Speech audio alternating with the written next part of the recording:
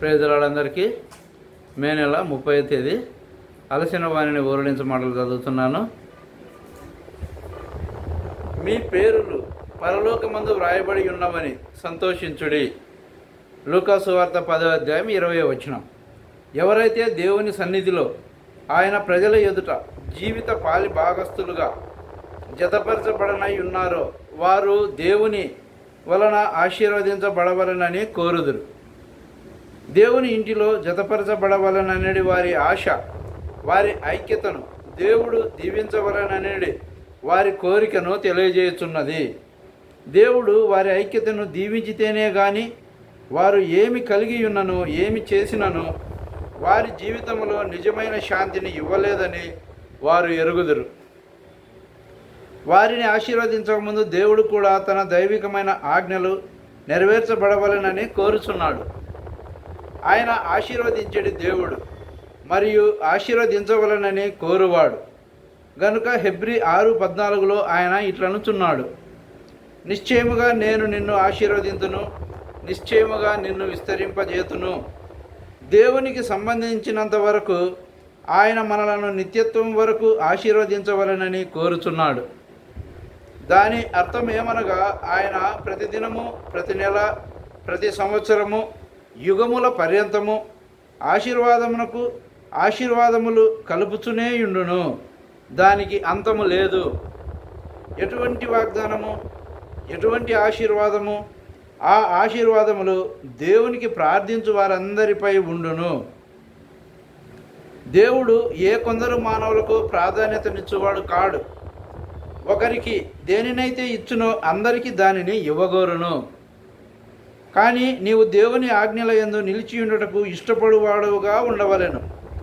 ఆయన ఇచ్చున్నది నిత్యత్వమునకు నిలుచున్నది, సమృద్ధి అయినది.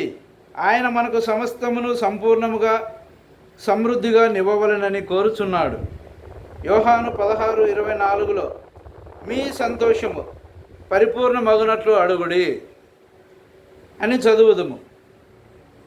3.5 సంవత్సరములు ఆయనతోనున్న శిష్యులతో ఆయన ఈ మాటలు పలికెను. ఆ సంవత్సరములలో యేసు ప్రభువు అనేక అద్భుతములను చేయుట వారు చూచిరి.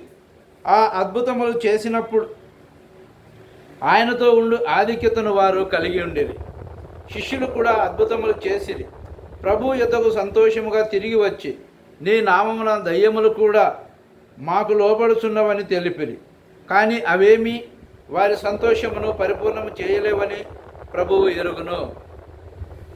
వారు చేసిన అద్భుతములను బట్టి గర్వించుట ప్రభువుకి ఇష్టము లేదు. కాబట్టి ఆయన వారితో మీ పేరులు పరలోకమందు వ్రాయబడి ఉన్నవని సంతోషించుడి. లూకా సువార్త 10:20 అని చెప్పాను. జీవగ్రంథములో నీ పేరు కలదని నీవు నిశ్చయముగా చెప్పగలిగి ఉన్న ఎడలనే నీ జీవితం సమృద్ధిగా ఆశీర్వదించబడును. నీకు నూతన జీవము, నూతన సంతోషమును ఇచ్చును. మనలోనికి నూతన జీవము వచ్చినప్పుడు ప్రభువు తన ఆజ్ఞలన్నింటినీ మనకు బోధించును. నీకు దైవిక జీవము తృప్తిని కలిగించి నిజమైన అంతరంగిక సమాధానం ఇచ్చును.